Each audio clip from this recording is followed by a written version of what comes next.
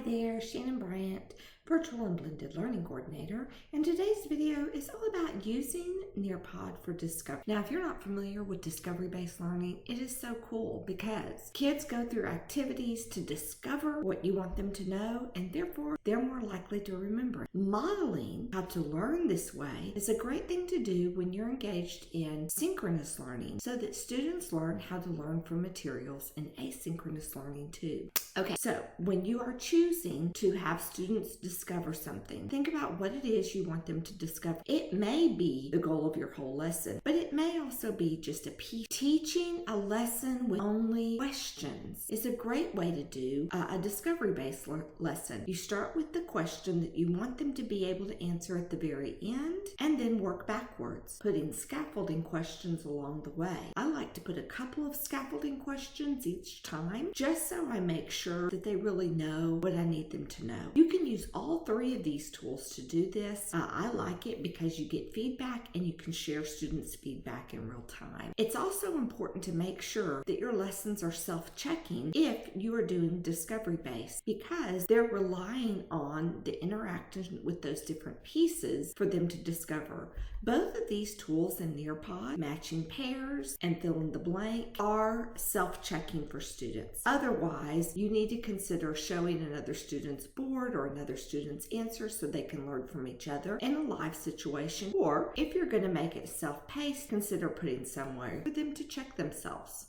All of these tools are great for students' engagement, but think about what you want them to do with these tools. For example, the graphing calculator isn't just a graphing calculator. You can choose different calculators, the way that they're set up, based on what it is you want to teach. But students will be able to interact with all of these different applets. You need to tell them exactly what you want them to do with that applet. Is there a chart that they're going to fill out? Is there a couple of questions that they're supposed to find?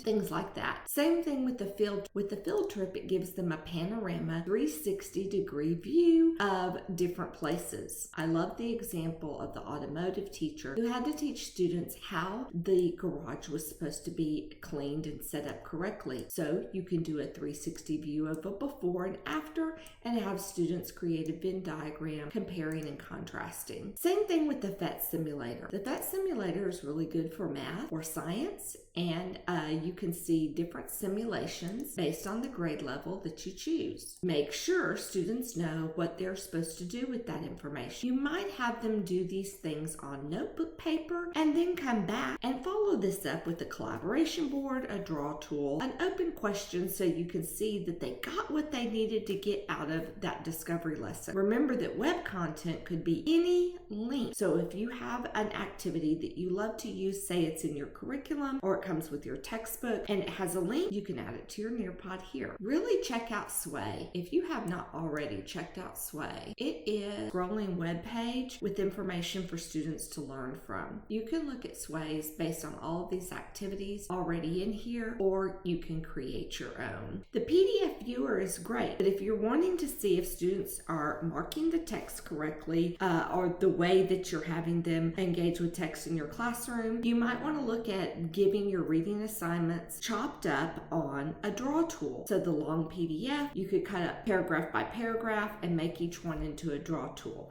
I have a really great video for that too, and I put it down in the description. Think about these prompts. So because those tools on the previous slide caused students to interact with them, they did require a prompt because you could not see them interacting with those tools. So you can have things like compare and contrast. We talked about that earlier. A Venn diagram is a great thing for them to fill out while they're going along. Maybe they take a picture of it and they add it to your collaboration board on the next slide, or maybe they're just going to talk about what they did. You could have questions that they answer, but you can also ask students while you are using this applet, while you're interacting with this PhET simulator, come up with 3 high-level questions about what you did. High-level questions start with how, why, and what if. That'll get them to come up with some really good ones. I also like to encourage students to write things down in their notes and then follow up with that. Have them share what they put in their notes, whether it's with a picture or adding it to a collaboration board is great. Marking the text we talked about already, and it could be something called a scavenger hunt. So different things you want them to find while they are exploring. I hope you've enjoyed this video, and if you have, make sure you subscribe and like us.